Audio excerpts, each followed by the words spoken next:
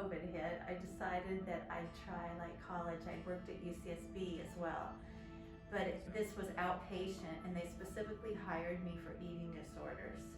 So I have a combined probably 10 years of all different levels of care with eating disorders. And that was a need that they had identified here with a survey that they put out for the students. There's a trigger that causes it, and it's not even about the food.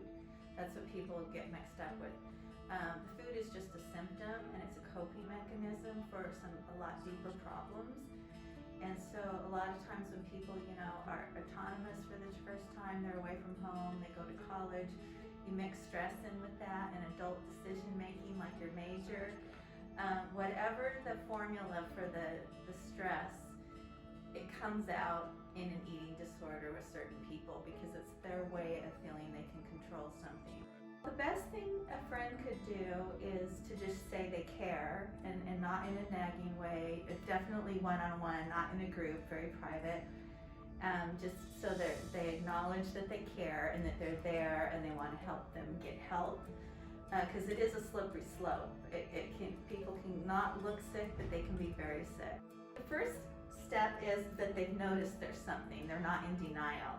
So let's say they've confided in a friend, or they just noticed that they're losing weight, they're spending a lot more of their energy thinking about food, looking in the mirror. It can be body image, it can be obsessed with calorie counting, different various nutrition apps.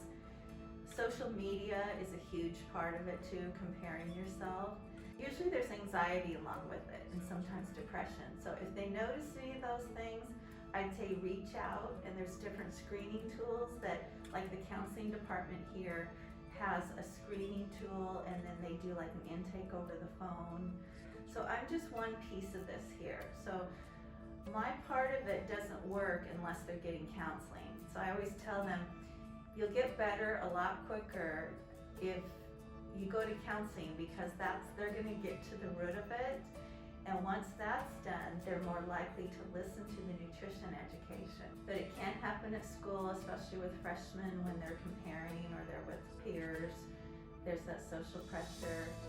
I would say just confide, look at the resources online in the community and here at the school.